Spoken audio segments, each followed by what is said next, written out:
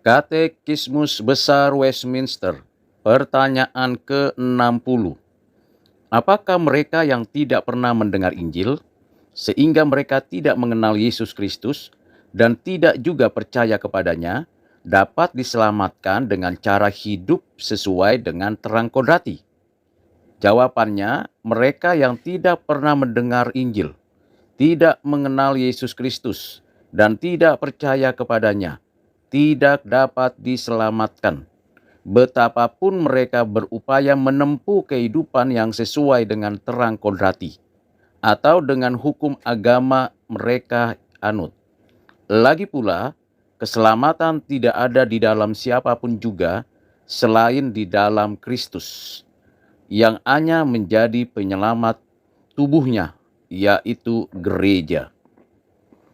Jawaban ini dapat kita baca dari surat Roma pasal 10 ayat 14, 2 Tesalonika 1 ayat 8 dan 9, Efesus pasal 2 ayat 12, Yohanes pasal 1 ayat 10 dan 2 sampai 12, Yohanes pasal 8 ayat 24, Markus pasal 16 ayat 16, 1 Korintus 1 ayat 20 sampai dengan 24, Yohanes 4 ayat 22, Roma pasal yang ke-9 ayat 31 sampai 32, Filipi pasal 3 ayat 4 sampai 9, Kisah Para Rasul pasal 4 ayat 12, dan Efesus 5 ayat 23.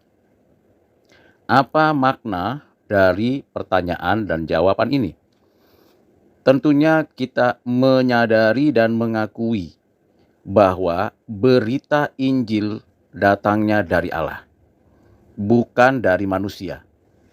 Allah lah yang telah menyatakannya, dan Allah sendirilah yang menentukan siapa yang mendengar, menerima, percaya akan berita Injil, yakni berita Injil Yesus Kristus.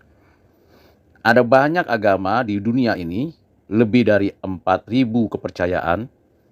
Lebih banyak lagi orang-orang yang berupaya untuk menjalani hidup yang baik dari keyakinan, kebudayaan, dan kebiasaan baik.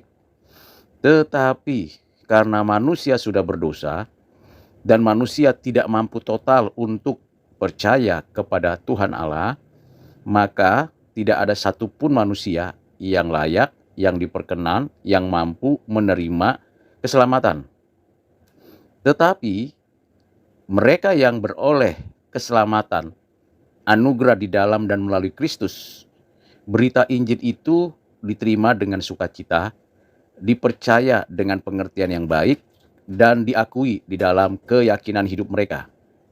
Maka orang-orang yang percaya itu beroleh keselamatan.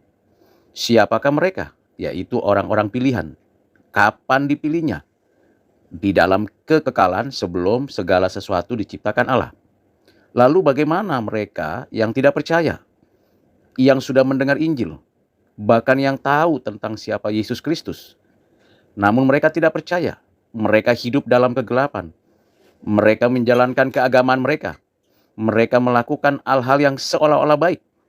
Tetapi kenyataannya mereka tetap berada di dalam penghukuman karena keberdosaan, karena kejahatan, dan mereka itu tidak akan pernah beroleh keselamatan, tidak akan menerima penebusan, tidak akan menikmati hidup yang kekal.